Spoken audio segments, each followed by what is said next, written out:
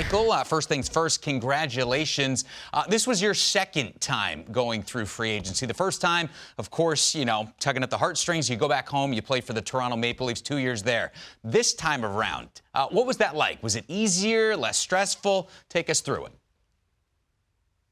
Yeah, it was probably a little more stressful. I feel like my first time around, I was just kind of getting into the league, and I was just kind of happy of getting a one-way contract. So it was a little bit easier decision to go home and have a one-way contract and kind of start my NHL career. And this one had a little more depth to it. So it was a little stressful, but it was a lot of fun at the same time. Michael, congratulations from me as well. Well-deserved.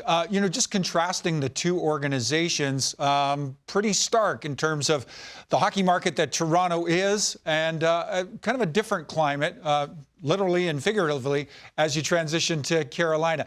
Talk about the change. Is that a welcome shift for you, leaving Toronto and into the South of the U.S.? Yeah, I'm looking forward to this next chapter in my career. Obviously, playing at home was great. I had a lot of fun. I made a lot of friends and with my teammates that I'll cherish for a lifetime. But that being said, it's a new chapter for me, a new experience, and I'm looking forward to meeting all the guys down there. They've already reached out and chatted with them a little bit and kind of got the sense of how the room was and whatnot. So I'm looking forward to getting down there and getting everything started. What was the selling point for you on the Carolina Hurricanes? Because by all accounts, it sounds like you had a couple of options out there on free agency July 1st. So why Carolina in the end for you?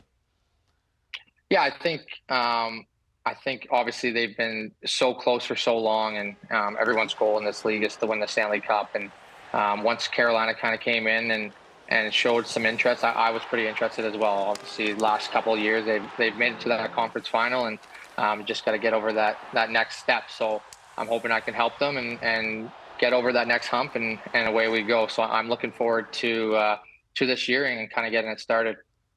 Michael, I don't know that coaching factors into every free agent's decision, but when you've got somebody like Brindamour, who had the career on the ice and is kind of carrying that over off the ice and behind the bench, I bet that factored into your decision. Let us into the conversation, if you would. Have you talked to Rod at this point, and what's that sound like? Yeah, absolutely. He actually reached out to me on free agency day. Once it kind of opened, teams were calling in, and I was trying to talk to my agent, talk through all of it. And he reached out and kind of shared what he thought of what I would be as a player on the team and how I would fit in. And, just for him to reach out, that kind of made my decision a little easier, that, I was wanted by them and I had a spot. So, yeah, that was pretty cool. And obviously, he's had a great playing career, and he's done well coaching as well.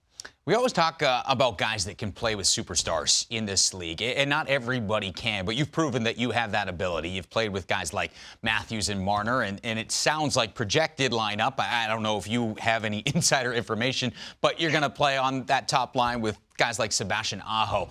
What is it about your style that allows you to play with guys of the highest level, superstars in the NHL? Sorry, I lost you a little bit there in that question. My Wi-Fi is a little faulty up north, but I think I kind of got the gist of it. But yeah, obviously, I played with Austin and Mitch in Toronto, and I was able to complement that line. And I feel like, I have, the speed and the smarts to be able to play up with these guys and stay at their level and kind of help and contribute. So that's what I kind of plan on doing going into Carolina is continue that role. Basically play anywhere that they want me to. I want to help this team win. And if that's what the big boys, I'm comfortable with doing that. I can play at that level, and I can play with them and complement them. So I'm looking forward to, seeing where I get slotted in and go from there. I'm sure you had a chance, Michael, to kind of keep an eye on Carolina and how they advanced through the postseason. Pretty banged up, but really got a lot out of the roster that they had healthy. It's got to leave you feeling pretty good. Carolina gives you as good a chance to win as just about anywhere else.